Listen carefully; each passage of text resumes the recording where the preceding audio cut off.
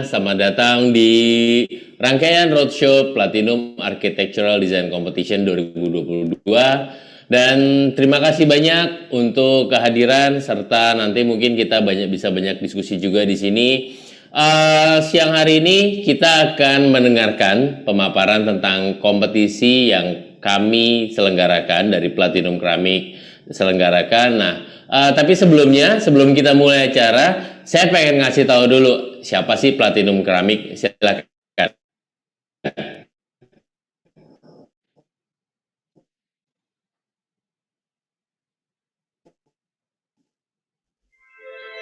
After the future, by challenging modernity, as we set a new standard in product quality.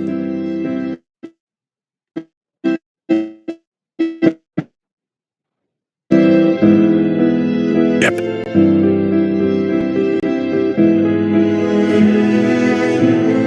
Combining the latest technologies with passion for design. Luxury that can be felt by the heart. Setting the bar high. And taking on new challenges. We are finding the better tomorrow to the promising future. And the finest product. Our remarkable values build a solid foundation for your business, making your idea come to life in the future you can build on. We are here to give and give no fear of perfection. For a world-class living that you deserve. Titanium laminate granite, designed for greatness. Colorful spectrum, elegant design,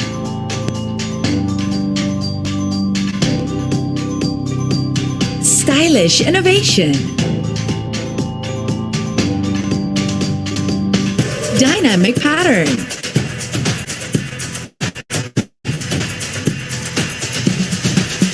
Artistic combination.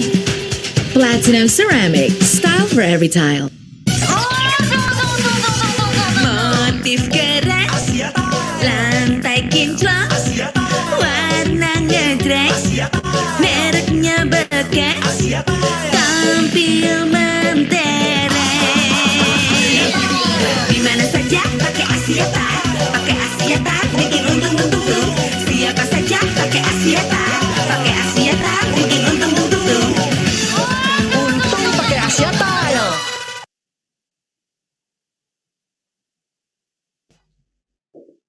Nah, itu dia sekilas tentang Platinum Keramik Industry Group. Nah, kita akan mulai saja siang hari ini. Saya mungkin mau salam dulu. Assalamualaikum warahmatullahi wabarakatuh. Salam sejahtera bagi kita semua. Dan siang hari ini kita selain ngobrolin kompetisi, kami juga menghadirkan satu narasumber dari profesional arsitek. Dia adalah Andre Simapranata.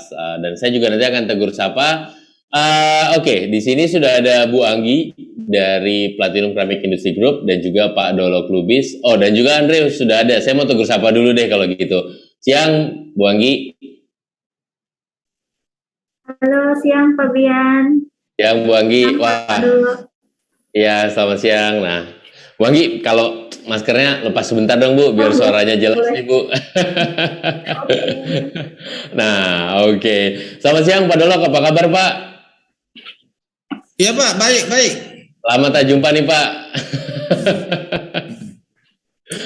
Oke. Dan nanti Andre juga akan berbagi mengenai pengalaman-pengalamannya. Nih dia. Selamat siang Andre, apa kabar? Halo Bri. Halo Anggi sama Mas Muhammad ya, Pak Muhammad. Pak Dolok, betul. Pak Dolok kasih sedikit dong mungkin sambutan ataupun mungkin ada apa mungkin yang bisa disampaikan ke mungkin mahasiswanya juga nggak bakal bosan sih dengar Pak Dolok. Jadi saya juga mungkin pengen dengar dong Pak. Sebelum kita mulai, kasih sambutan sedikit, Pak.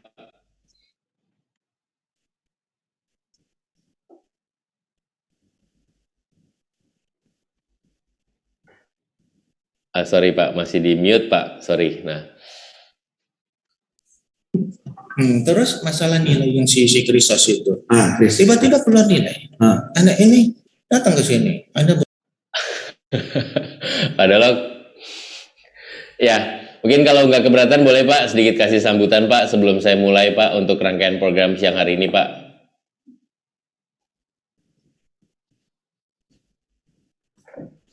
Oke, Pak Dolok di mute lagi. Oke. Nggak apa-apa mungkin attendees para teman-teman dari arsitektur USU siang hari ini kita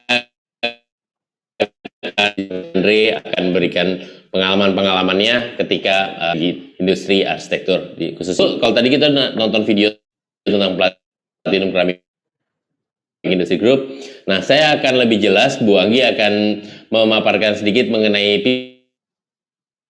PCI Group juga. Nah, sebelum dimulai, silakan saya akan tampilkan barcode, registrasikan. Jadi khusus buat teman-teman USU nih, ada 10 orang yang bisa mendapatkan e-wallet dari kami, dari Platinum Ceramic Industry dan juga Nabata Talks pada siang hari ini.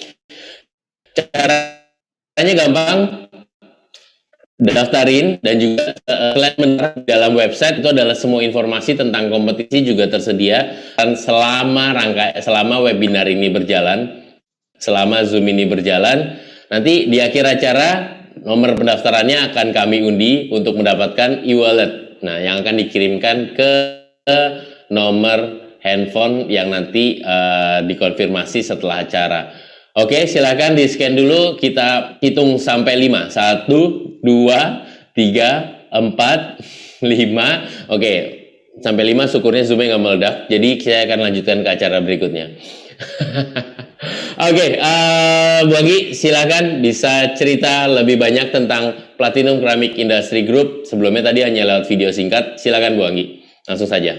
Oke, terima kasih untuk waktunya Pak Brian. Sebelumnya selamat siang semuanya, selamat siang Pak Lo, Pak Andre, dan teman-teman mahasiswa. Terima kasih ya udah meluangkan waktu nih untuk hadir sama-sama dengan Platinum Groups dan juga tim Anabata ya. Oke, saya izin share screen sebentar ya.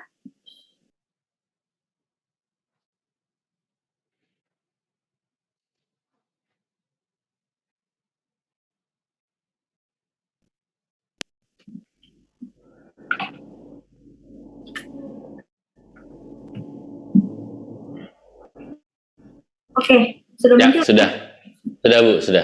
Silakan. Oke, sebelum kita masuk nih ke info challenge, ada baiknya kita kenalan dulu ya Pak ya, karena kan katanya tak kenal maka tak sayang nih ya kan. Jadi izinkan saya untuk Nah, ini ada dua nih teman-teman. PT Platinum Ceramics Industry dan PT Surya Multi Cemerlang. Mungkin teman-teman bingung nih, ini ada dua, bedanya apa ya gitu. Sebenarnya mereka berdua ini nggak beda ya teman-teman. PT PCI dan PT SMCI ini masih dalam satu payung yang sama, yaitu Platinum Groups. Namun, kalau untuk PCI sendiri kita fokusnya ada di keramik dan SMCI ini di granit gitu teman-teman. Nah, untuk PCI sendiri kita ada 3 pabrik ya, ada di Lebani, Karangtilang, dan juga Bekasi. Oke, ini adalah pencapaian kami selama kurang lebih 50 tahun ya teman-teman. Jadi Asia Tile itu muncul pada tanggal 19 Oktober tahun 71, which is sudah 51 tahun, teman-teman udah melewati usia emas, yang pasti kredibilitasnya udah nggak perlu diragukan lagi ya teman-teman ya. Nah, awalnya kita belum PT Platinum Ceramics Industry, tapi namanya masih Asia Industri Keramik. Nah, di tahun 75 kita berubah nama menjadi Asia Victory Industry. Di tahun 90 akhirnya kita launching merek baru, namanya adalah Platinum Ceramics. Jadi pada saat ini masih baru ada 2 brand ya teman-teman, Asia Tile dan juga Platinum.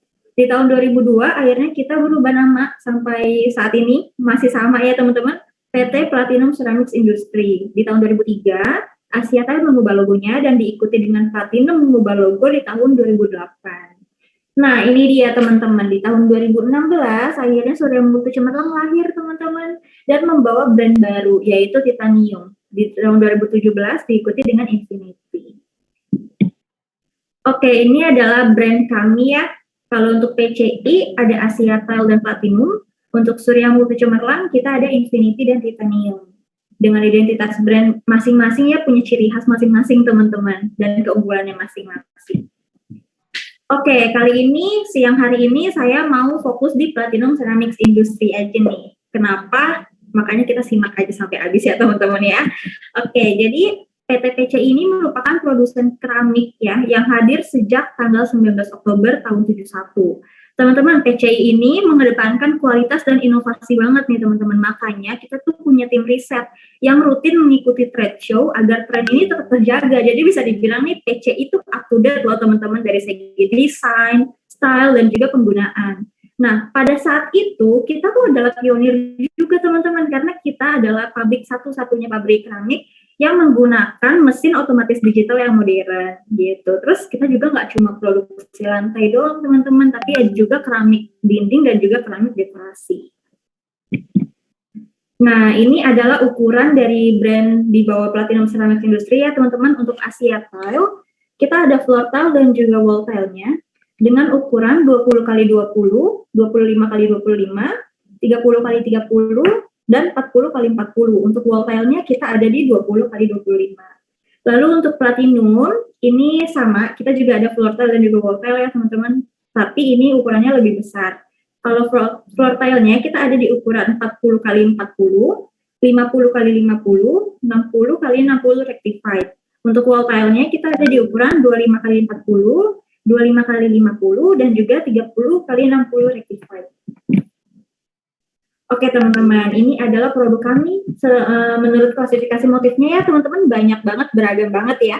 Ada marble, flower, mozaik, geometrik, Mediterranean, stone, terrazzo, tekstil, plain, wood, cement, salt and pepper, fancy, dan juga lain. Ini teman-teman gak usah khawatir, nanti teman-teman bisa kok lihat detailnya, beragam motif kita, karena nanti teman-teman akan dikasih katalog.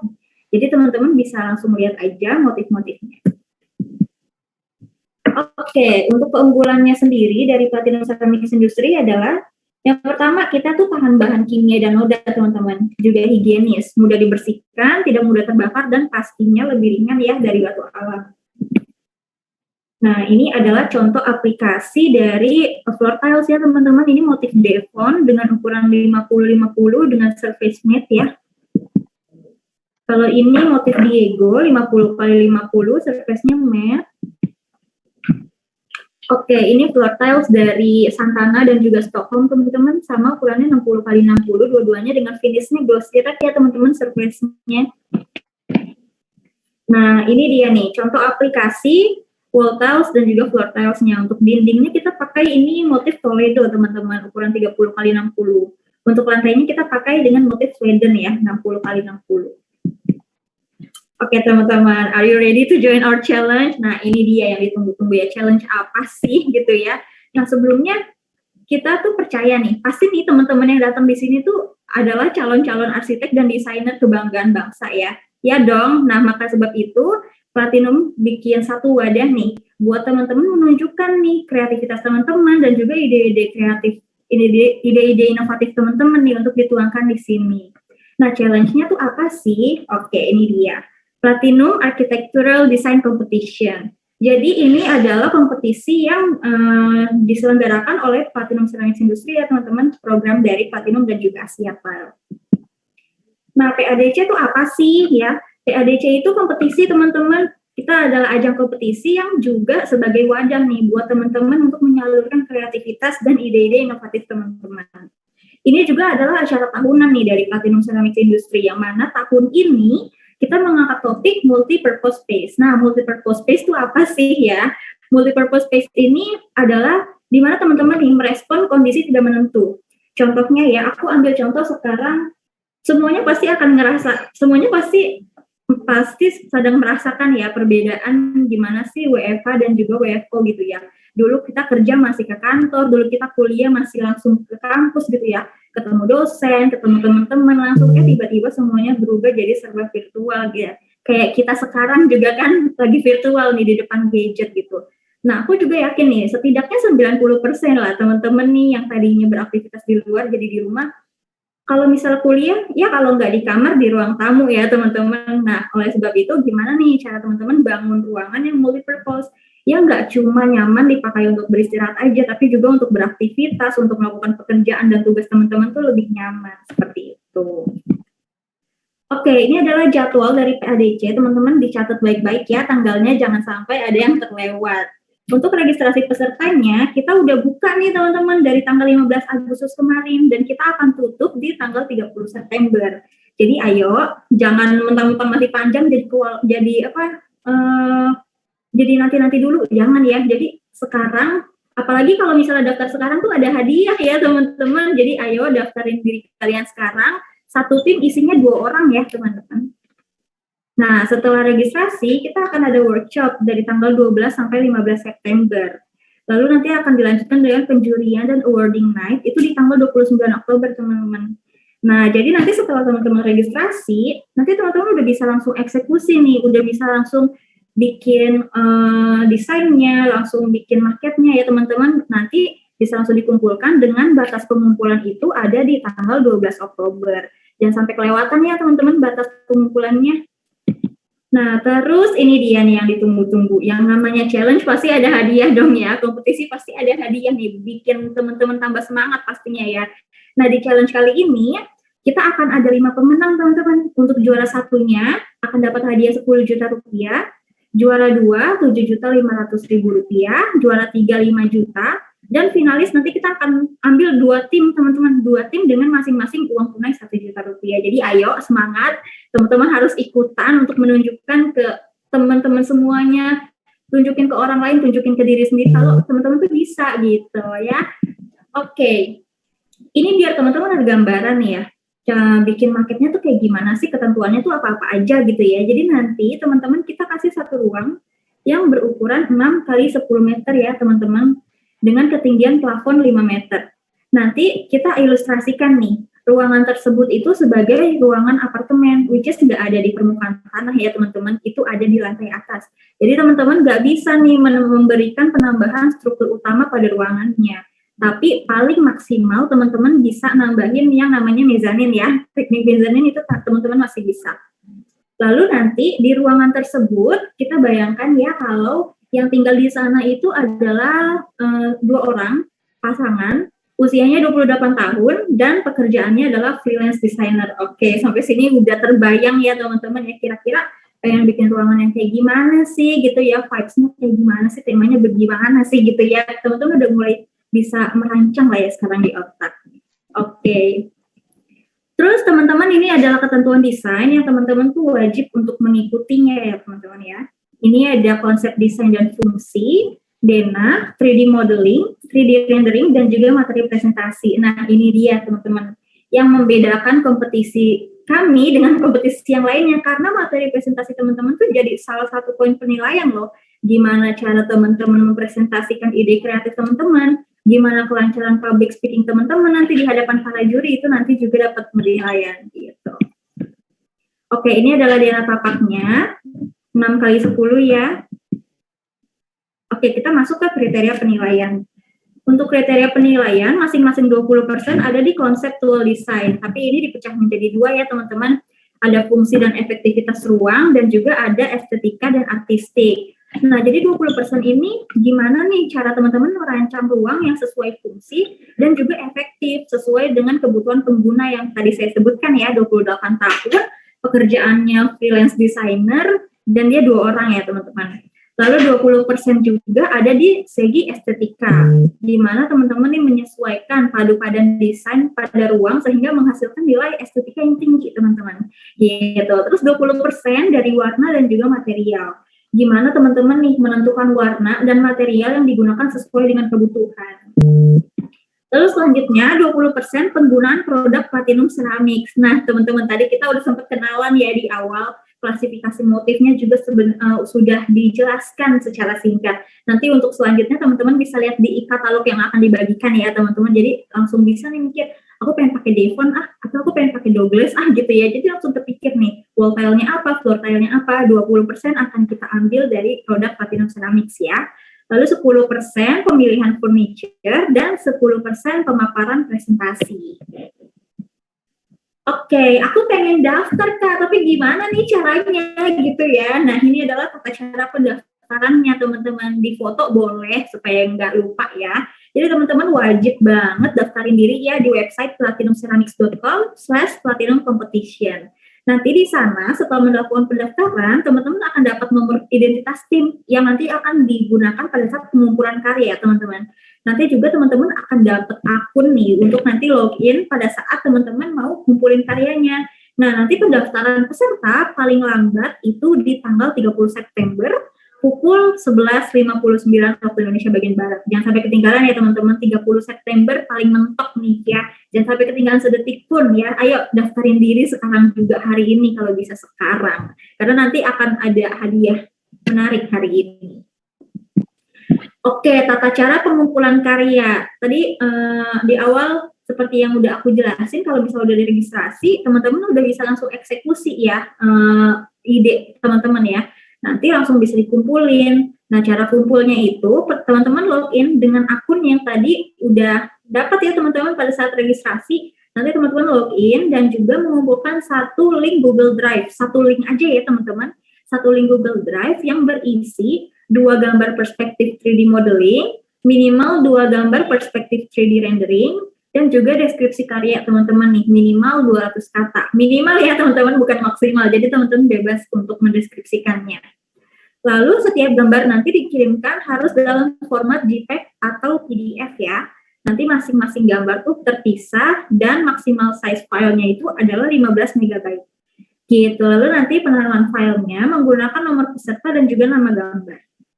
Nanti setelah teman-teman mengumpulkan karya teman-teman, nanti teman-teman akan dapat konfirmasi nih dari tim kita melalui email. Jadi nanti langsung dicek aja emailnya gitu ya. Nah, karya akan diterima paling lambat 12 Oktober pukul 11.59 teman-teman. Jangan sampai ketinggalan ya teman-teman, karena sayang banget kalau teman-teman nih udah mengerahkan seluruh pikiran, tenaga hati teman-teman nih ke desain kalian ya, ke ide kreatif kalian. Tapi tiba-tiba pas pengen dikumpul ketinggalan 1 detik, ya ampun telat 1 detik, itu tuh berharga banget teman-teman. Jadi dicatat baik-baik tanggalnya, jangan sampai ketinggalan ya teman-teman. Oke, kalau misalnya dari aku sih segitu aja. Mungkin teman-teman ada yang mau ditanyakan, bisa langsung aku kembalikan ke Pak Brian Anabata ya. Terima kasih. Oke, terima kasih Bu Anggi untuk pemaparan mengenai Platinum dan juga apa itu PADC 2022 ini. Nah, teman-teman mahasiswa khusus saya persilakan, atau mungkin dosennya Pak Dolok ada yang mau ditanyakan juga kami persilakan.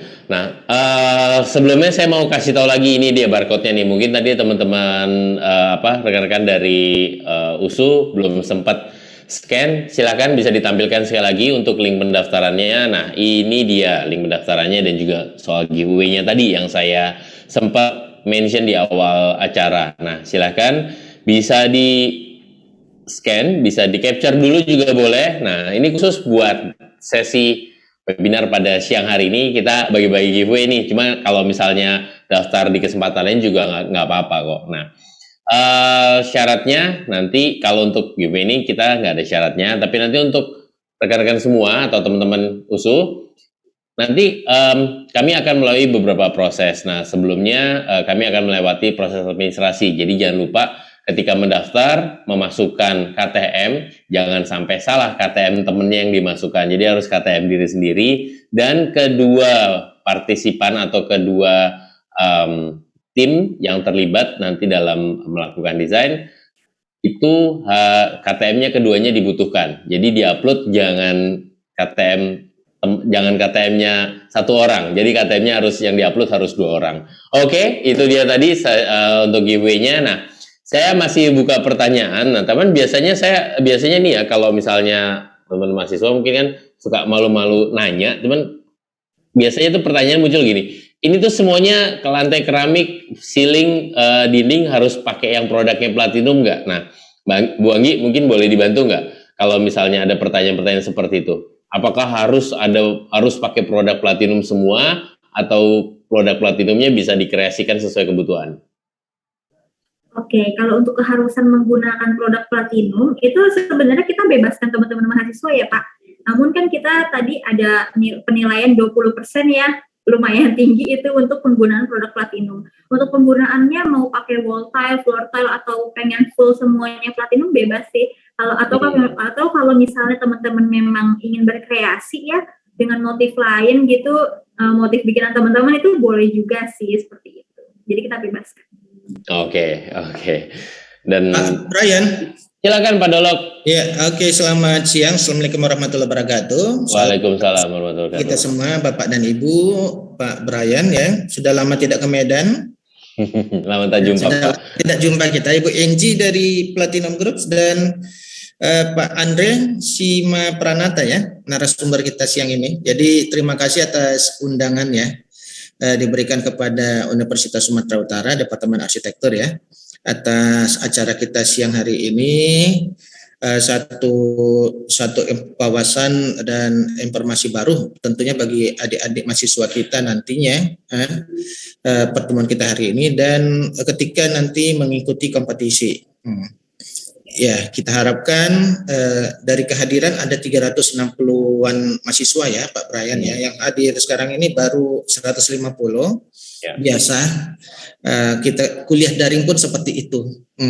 Memang awal-awal pelan, nanti udah di tengah-tengah tiba-tiba dia naik jumlahnya. Apalagi sedang mau akhir-akhir. Nah, disitulah tinggi-tingginya peserta. Jadi kita berharap ya ada nanti utusan dari arsitektur USU ya menjadi salah satu pemenang lah, kita harapkan gitu. Amin Pak. Amin. Kemudahan. Yang menjadi pertanyaan dari saya kan, ini ada satu kompetisi ya dengan menggunakan material dari platinum, platinum keramik ya. Nah jadi fungsi dari proyeknya apakah tadi sudah dijelaskan atau belum? Karena saya tidak mendengarkan di awal ya, karena tadi ada tamu. Boleh informasikan kira-kira proyeknya ini fungsinya berapa, apa dan luasan yang diinginkan berapa? Terima kasih Pak. Oke. Boleh Pak, dari kami mungkin kami bantu share screen langsung dari tim kami tentang kompetisi. Silakan Mas Arief, operator saya. Bisa di-share dulu tentang syarat atau ketentuan umum, informasi umum tentang kompetisi ini. Dan yang kami harapkan memang muncul kreativitas dan inovasi Pak dari dalam kompetisi ini. Nah seperti ini. Sorry, boleh sebelumnya lagi informasi umum. Sebelumnya lagi. Sebelumnya satu lagi. Oke, jadi ini ketentuan desainnya Pak, konsep desain dan fungsi, denah dan 3D modeling. Kemudian ini aspek penilaiannya. Next, silahkan. Ini secara luasannya Pak. Ini semuanya bisa di-download di dalam platinumceramics.com/platinum competition. Ini semuanya bisa di-download, sudah kami cantumkan di sana. Dan mungkin kalau ada informasi umum mengenai, boleh di next lagi, silahkan. Oke, mungkin boleh ke belakang dulu, ada mengenai informasi siapa usernya, atau sebelumnya back. Nah ini Pak, jadi next, nah ini dia. Secara fungsi ini adalah area yang bisa digunakan untuk area kerja, area tinggal, dan juga area beraktivitas. Nah kemudian penggunanya terdiri dari 2 orang Pak. Kebetulan kami mengasumsikan posisi profesinya adalah freelance designer, usianya 28 tahun. Nah dan pasangan, kemudian kami hanya memberikan batasannya saja sih Pak. Dan ini area 6x10-nya ini diasumsikan tidak langsung bersentuhan dengan tanah, artinya dia ada di mungkin sebagai ruang apartemen gitu Pak. Nah secara umum itu. Oke, jadi tidak terlalu besar proyeknya Pak ya. Pak Betul, Brian. betul Pak. Artinya pun Mem- tingkat kesulitannya juga tidak terlalu besar ya. Betul Pak. Tidak terlalu tinggi tingkat kesulitannya. Hanya saja nanti mungkin yang akan dilihat secara detail oleh para juri bagaimana sih inovasi dan efektivitas atau efisiensi ruangnya itu, Pak. Iya, benar-benar Pak. Betul. Nah, karena nanti semakin menarik bagaimana mungkin 6 kali 10 itu bisa dimanfaatkan semenarik mungkin itu yang akan menjadi penilaian. Dan satu lagi ada aspek penilaian dalam melakukan presentasi juga, Pak, di sini. Gitu. Iya, oke. Ya, mudah-mudahan Pak banyak peserta dari kita ya. Amin, betul Pak. Oke, mungkin saya coba undang teman-teman mahasiswa USU ya Pak, untuk Nah, mungkin boleh, kalau ada yang mau silakan, ditanyakan, silakan teman-teman mahasiswa USU, mungkin kalau ada yang mau ditanyakan mengenai materi kompetisi sebelum saya masuk ke materi dari Mas Andre, silakan teman-teman USU.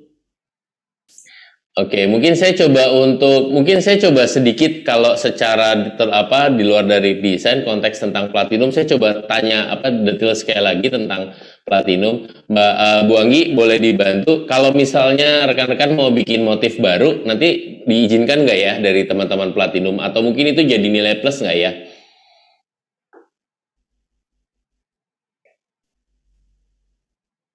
Oke, kalau untuk motif baru ya Pak, kita bebaskan. Bisa jadi akan jadi nilai plus juga kalau memang itu desain original by teman-teman mahasiswa ya. Jadi boleh dicoba. Oke. Itu akan menarik sih tentunya ya. Oke, terima kasih Bu Anggi untuk pemaparannya, dan pasti Platinum Ceramic Industry Group menunggu partisipasi dari Departemen Arsitektur Universitas Sumatera Utara ini.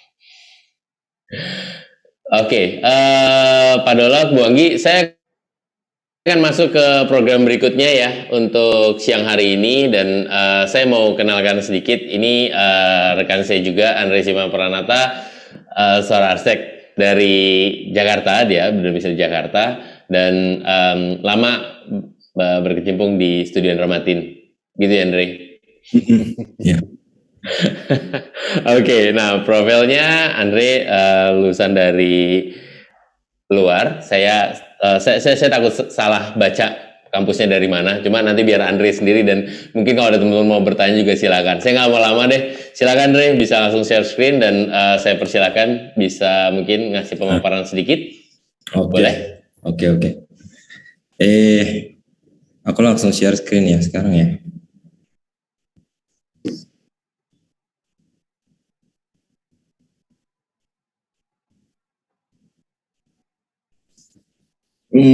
Ya tadi jadi diceritain sama Brian ya. Aku dulu di US selama dari 2006 sampai 2016. Waktu itu aku kuliah S1, lalu habis itu magang, lalu habis itu S2, lalu habis itu magang lagi di sana. Lalu ketika balik 2016, aku di Andra Matin sampai 2022, which is Desember ya kemarin ya. Lalu Januari dengan modal nekat kita coba kerja sendiri gitu. Jadi mungkin aku sharing aja ke teman-teman yang sekarang mungkin lagi kuliah mayoritasnya ya. Ini judulnya Roots gitu, bahwa mungkin akar aja, mungkin lebih ke akar pemikiran sih daripada akar yang lain-lain. Jadi kita mulai aja langsung gitu ya. Mungkin dari 2014 kali ya. Sebelum 2014 ini aku kuliah. Jadi seperti teman-teman yang di USU, aku kuliah S1. Di 2014 aku mencari-cari untuk S2 gitu. Di 2013 aku sempat kerja di magang di Spanyol, di Barcelona. Enric Miralles, itu Enric Miralles salah satu idola aku gitu. Jadi kayak mungkin ceritanya kayak misalnya dulu kenapa aku suka arsitektur gitu, sebetulnya dari ngefans aja sih gitu. dari S1, kok kayaknya bagus ya, elektronik ini bagus gitu, seru gitu. Terus ada program yang mungkin aku terus jadi hanya bergerak berdasarkan naluri kesukaan sebenarnya. Awalnya di situ. Dari situ kok jadi belajar dari kesukaan itu ternyata lama-lama sadar gitu bahwa gue suka ini setelah dimasukin ke situ, terus gue suka ini karena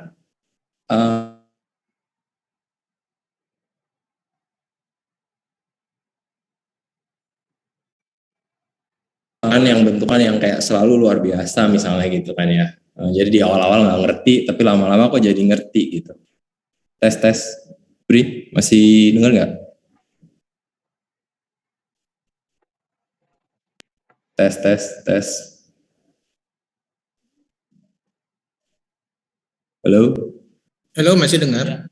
Oh, oke Pak Nur. Sorry, silakan dilanjut. Sudah jelas. Sorry, soalnya tadi ada tulisan connection unstable gitu. Jadi di 2014 saya bekerja di bukan bekerja, saya apply ke S2 itu profesornya namanya Tom Main, dia direktur dia Pritzker 2005, lalu bironya dia adalah Morphosis gitu. Nah, ada yang namanya Now Institute, saya tergabung di Now Institute itu 2014. Now Institute itu adalah tangan belajarnya dari Morphosis gitu. Jadi kayak OMA, ada AMO itu loh. Jadi di sini kan 2014 masuk, terus ekspektasi saya adalah wow gitu kan, seru gitu kan. Terus ngelihat karya mereka yang kayak gini, terus kayak wah, gue akan seneng banget nih kerjain sesuatu yang kayak gini gitu kan. Dulu pikirannya kan seperti itu. Masuk 2014, saya disuruh ke Haiti.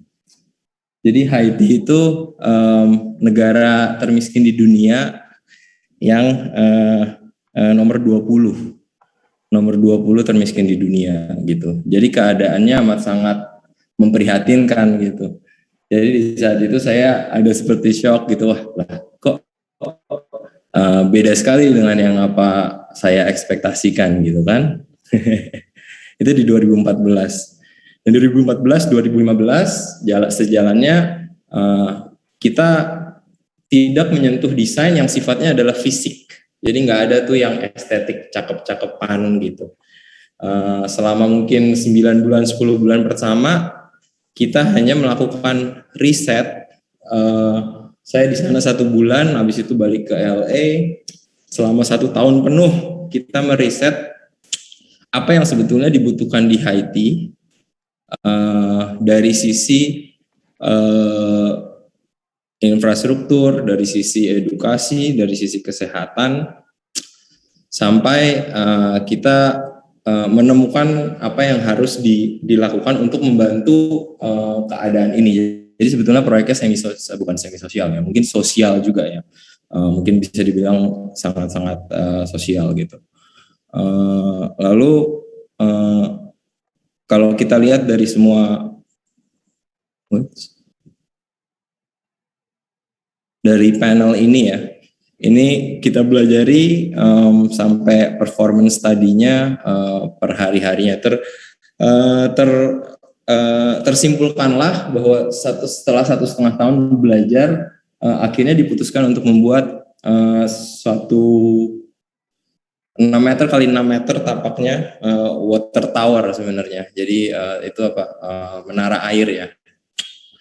Yang bisa supply neighborhood sekitar atau tetangga gitu ya, satu lingkungan 24 jam non-stop.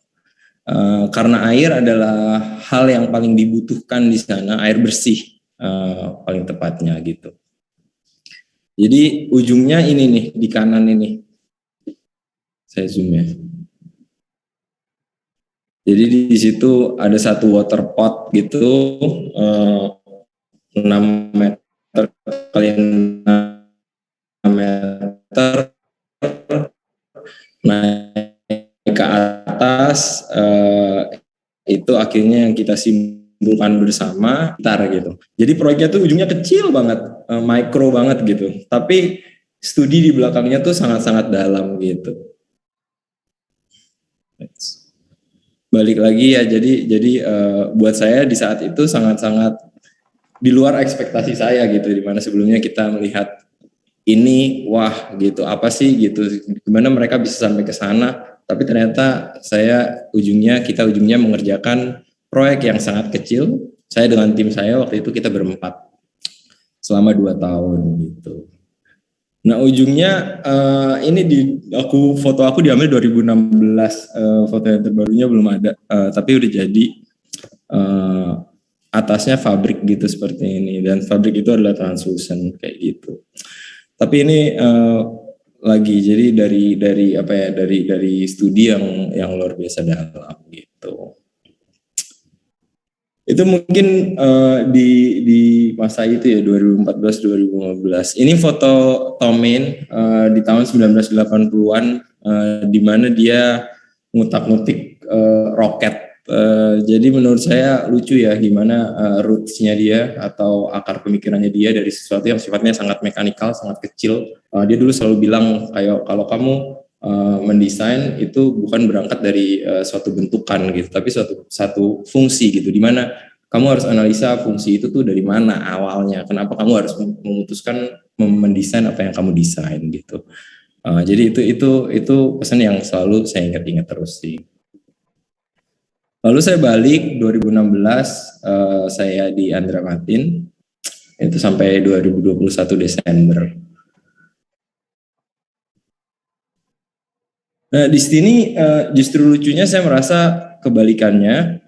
Ini yang proyek yang saya berkecimpung banyak dan in charge di Andra Matin, satu di antara beberapa ya.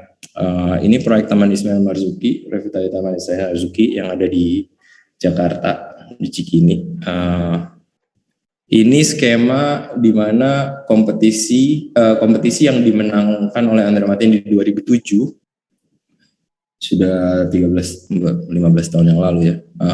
Ini hidup lagi di 2018. Jadi kita olah bentuk bangunan yang kita purpose di sini ada 6 bangunan baru. Jadi ada satu yang di bawah ini bangunan parkir. Bangunan parkirnya dipendam di bawah. Lalu ini bangunan planetarium yang ketiga yang paling besar ini bangunan perpustakaan dan wisma seni di atasnya. Terus di belakang ini ada Geraha Bakti Budaya, lalu di belakangnya lagi ada Masjid Amir Hamzah. Terus ada teater halaman di belakang sini. Jadi visi besarnya adalah gimana mengembalikan taman. Jadi Taman Ismail Marzuki bukan bangunan, bukan taman parkir atau bukan bangunan atau bukan perkerasan, tapi adalah taman hijau gitu. Jadi dengan skema ini kita berhasil yang dulunya ruang RTH-nya itu 11%, kita berhasil mengangkat jadi 27% dengan skema ini. Nah itu di 2018 awal, lalu kira-kira 2019 tengah-tengah gitu mulai pembangunan. Nah lucunya yang tadi ketika saya di Morfosis itu kerjanya hanya membuat 7 meter kali 7 meter gitu ya, tower 7 meter kali 7 meter. Ini lahannya 53.000 meter persegi desain yang kita kerjakan totalnya. Jadi seperti sesuatu yang sangat beda gitu dari yang sebelumnya. Ini ketika konstruksi, lalu kalau sekarang kawan-kawan juga bisa hadir kalau ke Jakarta main ya, perpustakaan dan revitalisasi kawasan tim yang baru gitu. Nah ini salah satu ruangnya, ruang utamanya yang di perpustakaan yang di bangunan panjang yang besar ini. Itu ada void yang besar, lalu memperbaiki keadaan perpustakaan yang sebelumnya hanya layer-layer gitu ya di bangunan yang sebelumnya. Nah ini ketika konstruksi, nah ini ketika jadi sekarang gitu. Jadi itu 5 tahun saya terakhir sampai Desember yang kemarin. Ini foto ini mungkin cerita di mana Mas Ang hands on ya, atau datang ke lapangan dan melakukan teknik-teknik desain atau memberikan arahan-arahan desain kepada pekerja yang langsung sih gitu. Mungkin itu beberapa itu juga pelajaran utama buat saya ketika mendesain, ketika menjalankan proyek saya sendiri. Kemana ya ininya. Nah, ini 2022, mungkin aku intro sedikit. Ini mungkin pekerjaan kita memulai dari Januari ini ya. Jadi aku dari dua pengalaman itu yang di Morphosis sama di Undermatin, mungkin aku bisa selalu berpikir arsitektur tuh yang pertama selalu berpikir arsitektur dari sisi mikro, dari sisi makro. Nggak berpengaruh berapa besar proyekmu, 7x7 49 meter persegi tower atau 53.000 meter persegi master plan dan bangunan-bangunannya gitu. Jadi semuanya itu seperti intermingle gitu loh, pasti interconnected gitu. Nah ini yang saya anggap proyek mikro gitu. Jadi ini rumah kecil yang saya buat di Bali. Ya rumah sedang lah ya. Tapi dari sini saya pikirkan, saya analogikan seperti yang waktu saya kerjakan di Morphosis itu.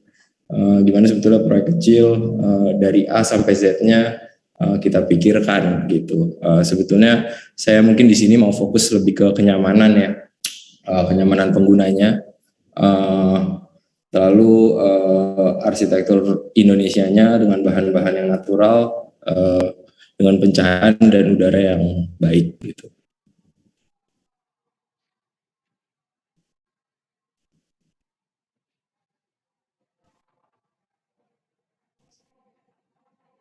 Lalu kalau ini proyeknya, nah ini proyek makro, mungkin salah satu yang pertama yang saya mungkin pegang gitu. Ini di lahan 58.000 meter persegi di Bogor, yang menghadap ke hutan lindung sebenarnya. Jadi menariknya hutan lindung ini dia nggak bisa bangun. Jadi ketika berada di sini kamu akan mendengar suara burung, kamu akan mendengar suara monyet, kamu akan mendengar suara jangkrik segala macamnya, sangat jelas. Ketika saya di sana pun saya merasakan itu gitu. Lahan ini ada di bukit gitu, turun sampai bawah, yang tingginya 150 meter, dari atas sampai bawah. Nah di situ briefnya adalah membuat aviari, gimana caranya attract atau menarik burung-burung atau binatang-binatang satwa-satwa sekitar untuk menyatu atau invite mereka ke lahan si pemilik ini gitu. Jadi di sebelah kiri ini bangunan yang memanjang, yang apa ya, sit on a hill, jadi kayak apa sih, dia di bukitnya gitu ya. Jadi karena keterbatasan lahan atau kecuraman lahan yang 150 meter persegi itu sampai bawah, saya membuat sesuatu yang panjang yang menempel dengan jalan utama di belakang gitu, dengan maksimal view ke arah taman hutan lindung itu gitu. Lalu di sebelah kanan ada beberapa penginapan yang setiap penginapan juga punya aviari sendiri. Nah, mungkin seperti itu sih yang aku share. Selebihnya mungkin lebih bisa cerita kalau ada pertanyaan. Itu sih. Tri, terima kasih banyak udah berbagi pengalaman di siang hari ini. Nah, teman-teman usul mungkin ada yang mau sharing juga sama Andre tentang bagaimana sih dunia kerja atau soal desain juga boleh. Nah, tapi saya punya ada sedikit penasaran Re, gimana cara adaptasi ketika mungkin banyak background yang kerjanya bekerja dan juga kuliah di luar kan. Nah, ketika adaptasi di Indonesia, ketika pulang ke Indonesia, cerita sedikit dong tentang adaptasinya. 100%, wah nggak bisa, nggak 100% ya. Mungkin 90% baru kali ya. Jadi dulu juga di awal-awal ketika saya kembali, bisalah pakai banyak-banyak ilmu-ilmu yang dari luar gitu. Tapi ternyata ketika di sini beda sekali. Mungkin yang paling fundamental aja yang mungkin saya berasa waktu itu, karena saya dulu di luar sistem konstruksi kering. Yang namanya konstruksi kering itu adalah kolom kayu, dinding itu studs namanya, studs apa ya? Dindingnya itu ringan, jadi cuman kayu, batang-batang kayu aja disusun, terus depannya belakangnya pun multiplex gitu. Jadi pekerjaannya semua pekerjaan kering. Terus ada yang namanya platform balloon frame construction. Platform frame construction itu kayak bener-bener kayu di frame gitu loh, di frame di X, terus atasnya, lantai atasnya ya balok kayu, terus floornya X lagi gitu kan. Terus habis itu disusun kayu decking, atau kalau mau multiplex terus dengan karpet kayak gitu. Nah, ketika kesini pekerjaan itu praktis nggak bisa dilakukan karena kelembaban. Nggak mungkin, untuk beberapa mungkin ya cabin atau villa-villa yang sifatnya temporer, oke gitu. Tapi di sini kan semuanya pekerjaan basah ya. Kita di tropis. Jadi itu semua, waduh, aku belajar benar-benar kan dari penulangan dengan cor-coran kayak gitu kan. Itu betul-betul beda sekali. Itu salah satunya gitu. Oke. Nah, kita kan siang ini sekalian ngomongin tentang kompetisi. Apa sih mungkin tips dan trik dari dirimu, dari lo tentang pentingnya kompetisi ketika masa sekolah kali, artinya sekolah arsitektur gitu? Kayaknya selalu sangat penting untuk mengasah analisa ya, atau exposure terhadap lahan-lahan di mana kompetisi itu dilakukan gitu. Misalnya kamu mau bikin kompetisi kampung apung di tengah sungai misalnya, belajar desain challenge-nya di mana sih, terus solve-nya problem solving-nya itu di mana sih gitu. Itu mungkin yang pertama. Mungkin yang kedua juga untuk mengetahui kamu tuh ada di mana dalam dunia, terhadap peers kamu, terhadap teman-teman kamu gitu kan. Iya. Mungkin itu sih. Karena awal lo dirimu berpraktek juga kan banyak menganalisa, dan itu kan biar gimana pun R&D itu kan terjadi sebelum ada project yang sesungguhnya gitu ya. Iya benar. Dan waktu kalian melakukannya ya di waktu kuliah ini sih. Ya paling banyak dan paling seru kayaknya. Iya. Oke, itu ada yang nanya nih. Apa sih perbedaan yang dirasain ketika kerja di Morphosis, kerja di AMBT, kerja intinya kerja di luar negeri ya. Kemudian pulang masuk ke tempatnya di Studio Ramatin gitu kan. Apa sih yang paling beda dirasain gitu? Selain mungkin tadi yang keteknisan itu yang pertama yang menonjol. Yang kedua mungkin ngobrol-ngobrolnya dengan praktisi-praktisi lain di sini yang bukan arsitek, yang melakukan bangunannya, yang tim struktur, tim MEP kayak gitu. Itu totally beda. Bedanya mungkin di sini jauh lebih cair. Di mana di sana mungkin lebih tertata ya, lebih bukan tertata,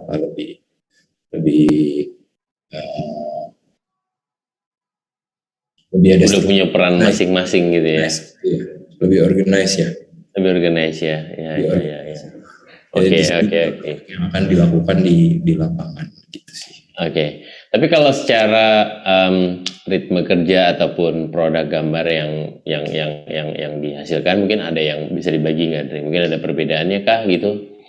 Nggak terlalu beda. Nggak terlalu beda sih. Nggak terlalu beda ya. Apa ya, end produknya sebetulnya sama kan. Construction documents di mana-mana sebetulnya relatif sama, cuma tingkat kelengkapannya aja mungkin. Oke, tingkat kelengkapannya. Oke, silakan mungkin teman-teman USU masih ada yang mau, mungkin kita bisa diskusi. Silakan bisa resen dong, biar saya bisa bukain mikrofon dan juga kalian bisa berdiskusi langsung sama Andre. Mungkin kalau ada yang mau ditanyain atau mungkin ada yang boleh kok nanya tentang mau nanya tentang dunia perkuliahan sekarang juga boleh. Nah, sempat nggak sih ngalamin dunia perkuliahan tidak bertatap muka, Andre? Gue nggak pernah sih. Nggak pernah ya? Oke. Kenapa? Nggak tahu.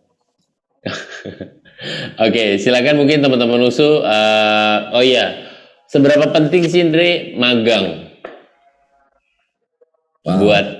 Buat setelah kan kuliah tuh kan menjadi arsitek kan, kalau mungkin teman-teman banyak yang dengar wah panjang prosesnya, kemudian harus magang dulu. Nah, tapi sebenarnya seberapa penting sih magang buat dirimu, Dre?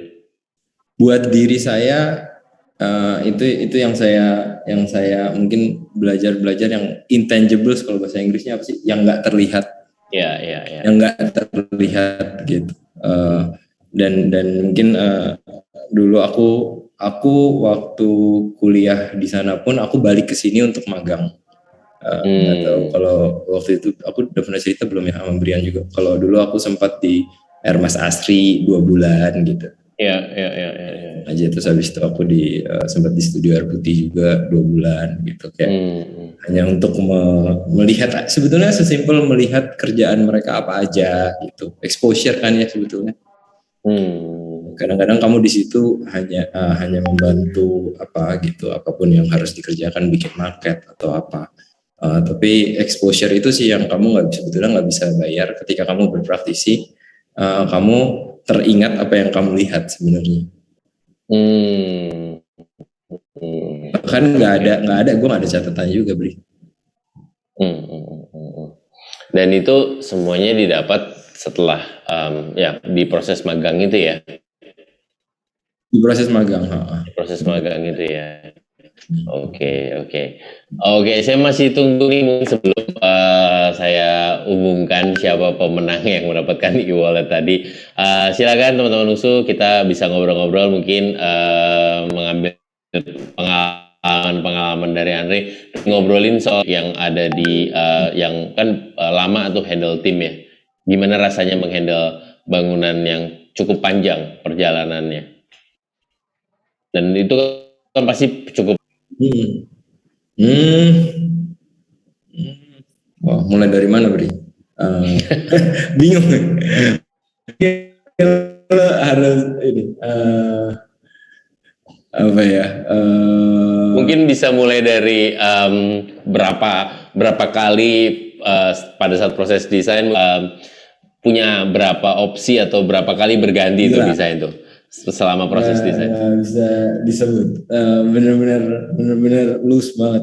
Kayak karena 6 hektar 6 bangunan. Jadi setiap bangunan melalui sebuah fase yang panjang dan satu persatu gitu. Waktu itu TABG gedung panjang. Ke TABG itu mungkin bisa ada 15 kali lebih kali, 20 kali. Wow. Oke, itu banyak satu bangunan. Ya. Wow. Terus ada gedung parkir yang di depan itu ke TSP lamanya, tim sidang pemugaran. Kenapa? Karena bangunan itu di depan sekali dia nggak boleh menghalangi si planetarium yang bundar banget itu di tengah. Karena planetarium itu bangunan cagar budaya.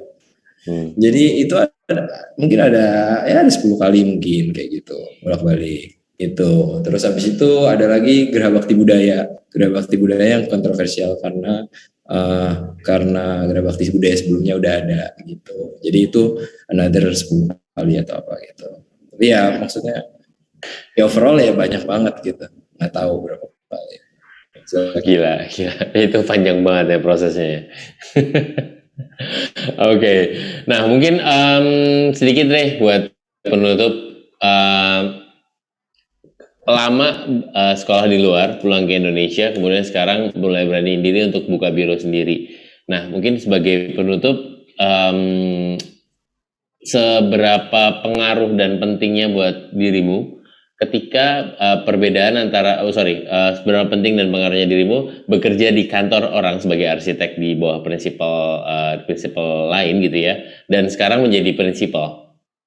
Artinya itu mungkin buat ngegambarin sih sebenarnya apakah memang semua arsitek harus mempunyai biro sendiri kah, atau nggak apa-apa di bawah prinsipal orang lain? Silakan. Iya, kalau buat saya sih itu luar biasa penting gitu ya. Seperti tadi presentasi saya judulnya pun akar gitu, roots, bahwa selama 9 tahun itu saya ya nggak terlepas pesan-pesan dari prinsipal tersebut gitu. Dan dulu ketika 9 tahun yang lalu juga mungkin saya suka berpikir, bisa nggak ya bikin sendiri segala macam. Dan itu mungkin hanya ego aja yang ngobrol ya. Cuma mungkin kalau dikerjain sendiri juga susah banget gitu, nggak ngebayang dari A sampai Z gitu. Jadi emang sangat influential banget sih. Oke. Jadi memang bekerja dulu di awal tuh sangat penting ya. Entah itu mau dilanjutkan terus di bawah prinsipal, di bawah seorang prinsipal, atau jadi prinsipal, artinya buka biro sendiri. Bener. Jadi direksi desain juga seru, itu selalu menyenangkan juga sih. Kayak misalnya kita contoh kayak Oma, dulu di Morfosis ada 4 desain director. Ya, yang kewenangan desainnya sama dengan prinsipal utama, dalam artian kewenangan mengambil keputusan. Ya, kalau di OMA ada berapa sekarang? 8, 9? 8 ya. Ya, lebih dari yang pasti lebih dari 5 lah, nggak tahu kalau berkurang lagi sekarang. Oke, Dre, terima kasih buat sharing yang hari ini. Terima kasih para attendees. Dan sebelum ditutup, saya mau spinning wheels yang kami sudah siapkan. Ya, ini tadi teman-teman USU yang sudah mendaftar, seperti janji kami ada 10 yang pendaftar yang hari ini yang akan dikirimkan e-wallet. Oke, sebentar, kita masih mengumpulkan materinya karena cukup banyak ini yang daftar ternyata. Nah, saya mungkin mau ngobrol sedikit lagi, Andre. Sebenarnya kalau mungkin ini buat berbagi pengalaman sedikit ke teman-teman mahasiswa, mungkin di sini juga banyak yang mungkin baru masuk di dunia arsitektur gitu ya. Banyak di dunia arsitektur, di sekolah arsitektur gitu. Mahasiswa baru maksudnya. Nah, mungkin beberapa masih banyak. Nah, buat biro sendiri atau menjalankan biro sendiri. Nah, sebenarnya seberapa penting sih untuk bisa memahami desain, atau justru malah yang lebih penting berkomunikasinya gitu.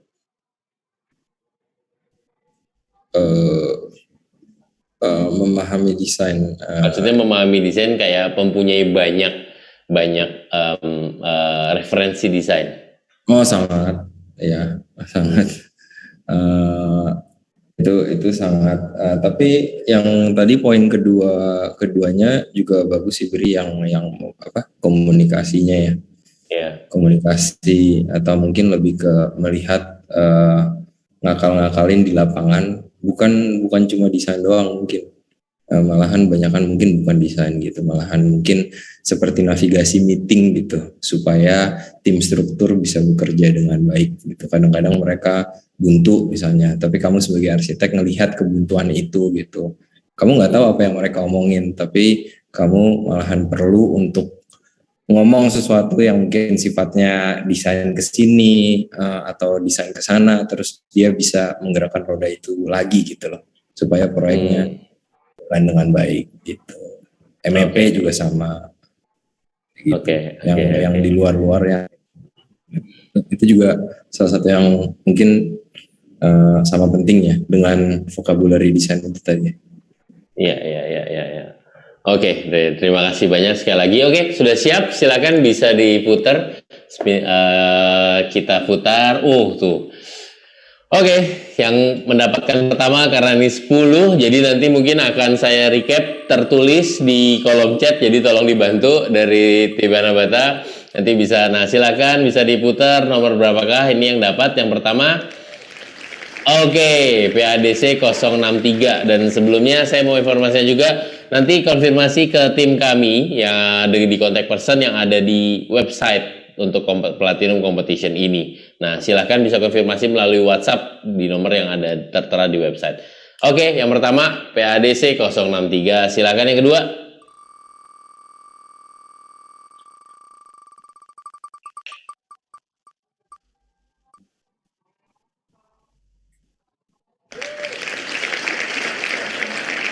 Oke, PADC 069. Langsung saja yang ketiga.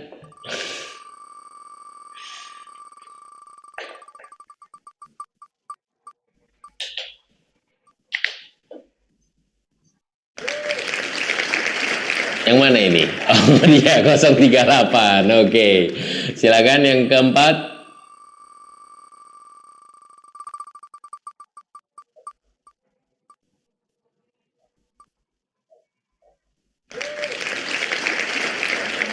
Oke, 56 yang kelima.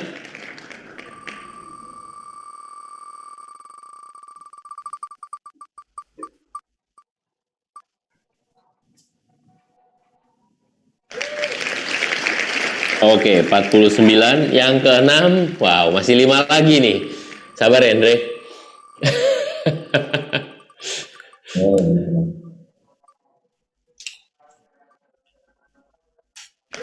Oke, 43.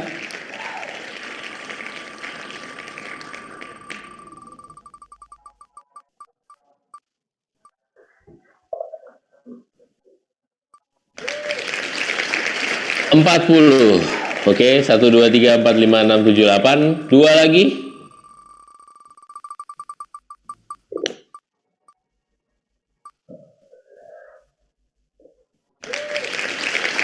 Berapakah ini?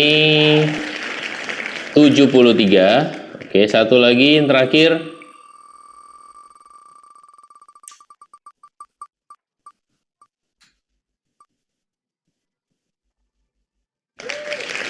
Oke, 41 sudah. Nah, ini nanti silakan direkap di kolom chat.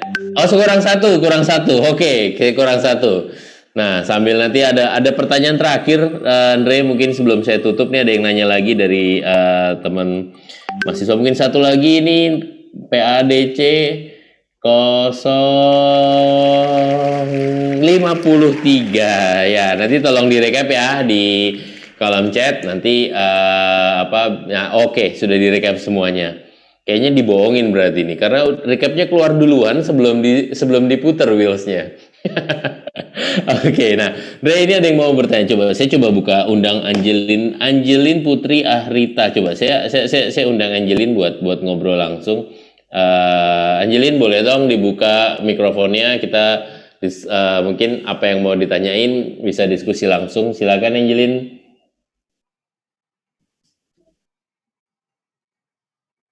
Halo Angelin. Halo Kak. Ya. Nah, biar saya dengar suara dari Medan, Angelin. Silakan Angelin. Mungkin pertanyaannya agak simpel sih karena mahasiswa banget ya. Jadi tuh dan sorry agak telat nanyanya Kak.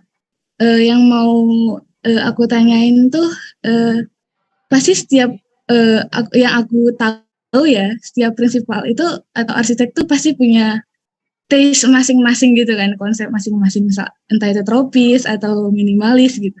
Jadi gimana sih cara kakak, apalagi kami ya mahasiswa, ini kan masih nyari-nyari gitu kan. Kalau kakak sendiri nentuin konsep atau taste buat kakak dalam mendesain itu gimana sih gitu? Biasanya kan arsitek pasti punya citra masing-masing gitu ya dalam mendesain gitu. Jadi kalau kakak sendiri dan saran kakak buat kami mahasiswa yang baru-baru masuk arsitek nih misalnya gitu, kan masih bingung-bingung nih gimana ya kira-kira cocoknya aku tuh gimana ya gitu kan. Jadi apa ya kira-kira kak? Makasih. Oke, Angelin. Terpaku sama Thor tapi kelihatannya semua arsip. Oke, ya. Silakan Dre, bisa dibantu jawab. Iya, thank you Angelin. Tapi kayaknya kalau pertanyaan kamu tadi, citra itu atau jalan kamu atau gaya kamu atau whatever you want call lah, style, itu kayaknya nanti muncul dengan sendirinya setelah kamu jalanin atau ikutin prinsip tersebut kemana gitu.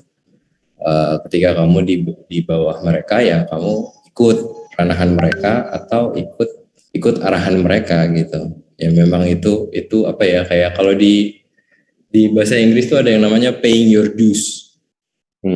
Paying your dues gitu. Dues itu kayak kamu memang harus melakukan kewajiban kamu gitu sampai kamu akhirnya melakukan banyak hal tersebut, lalu kamu bilang bahwa aku suka ini, aku nggak suka lo itu, aku nggak suka ini, aku nggak suka ini. Tapi kamu tetap udah lakukan itu gitu. Nah at the end, ketika kamu nanti jalan sendiri atau ketika kamu diberi kekuasaan untuk mendesain sendiri, secara nalar kamu udah kebentuk gitu bahwa ini gue nggak suka, ini nggak make sense buat gue gitu. Tapi kalau kamu nggak ikutin itu susah untuk menemukannya gitu, kecuali mungkin kamu ada pencerahan yang seperti apa nggak tahu ya. Tapi jalanku kayak bukan itu. Punya apa secara aja mah? Punya jalan ninja sendiri ya? Iya, nggak tahu deh. Angelin mungkin mau nambahin lagi, silakan Angelin. Atau mungkin teman-teman yang lain juga kalau mau ngobrol langsung bisa resen ya. Silakan Angelin. Berarti kayak ya udah ikut arus aja kali ya, ikut flow-nya gimana ya kita coba ikutin. Kalau misalnya udah kerasa nih kayaknya aku nih rasanya nggak cocok nih kayak gini, mungkin itu bakal jadi apa ya, jadi konsep kita nanti kita nanti tuh kita mau bawa kemana gitu kan. Ya, nanti di situ pentingnya critical thinking ketika kamu melakukan itu. Kamu harus kritis terhadap pemikiran-pemikiran bahkan guru kamu sekalipun gitu. Kamu pelan-pelan harus cukup bijak untuk nggak melawan, sebetulnya melawan pun ada caranya kan untuk argue gitu. Tapi ya memang at the end kalau memang kalah udah gitu. Memang inilah oke gitu. Ya aku jalanin gitu. Oke. Jadi mungkin saya bantuin aja sedikit. Jadi Andre, sebaiknya tuh kalau di awal-awal ikutin arus, artinya melihat flow-nya dulu seperti apa, atau sudah menentukan sudut pandang sendiri dari awal? Kalau buat saya selalu mengikuti, terus habis itu kritis terhadap masukan-masukan itu, terhadap apapun itu yang kamu gitu. Oke. Angelina ada yang mau tambah lagi nggak? Silakan. Enggak sih, cukup kok. Thanks ya kak. Oke, thank you Angelin. Silakan ada yang lain mungkin sebelum saya sudahi satu, silakan rekan-rekan usul lainnya. Tidak usah malu-malu, silakan. Oke, mungkin baik. Saya coba tunggu sebentar untuk di kolom Q&A. Silakan mungkin teman-teman usul ada yang mau bertanya atau mau berdiskusi, saya persilahkan bisa klik raise hand atau tulis di kolom Q&A deh, nggak apa-apa, nanti saya yang bacain. Silakan. Oke, mungkin baik. Kalau gitu Pak Dolok, selamat siang Pak Dolok. Kita terima kasih banyak Pak Dolok meluangkan waktu siang hari ini, dan teman-teman USU kami tunggu registrasinya, pendaftarannya di kebalik di sini saya. Nah, nih, di sini ada barcode juga bisa di-scan. Itu adalah link website untuk pendaftaran PADC 2022. kami tunggu partisipasinya dari teman-teman USU dan semoga nanti yang bisa lolos kita ketemu secara langsung di Surabaya untuk mempresentasikan dan kita ajak sedikit trip dan tour di Surabaya. Dre, terima kasih banyak sesinya pada siang hari ini. Makasih banyak. Thank you. Sama-sama. Terima kasih banyak Pak Dolok dan terima kasih banyak teman-teman USU. Bu Anggi dari Platinum Ceramic Industry Group, terima kasih banyak juga sudah membagikan tentang PADC 2022. Oke, kita ketemu di roadshow PADC lainnya. Sekali lagi terima kasih banyak. Saya Brian dan tim Anabata undur diri. Selamat siang, selamat menikmati melanjutkan perkuliahan ataupun melanjutkan aktivitas. Kita ketemu lagi. Selamat sore. Selamat sore. Wassalamualaikum warahmatullahi wabarakatuh. Salam sejahtera dan enjoy moment. Waalaikumsalam warahmatullahi wabarakatuh. We craft the future.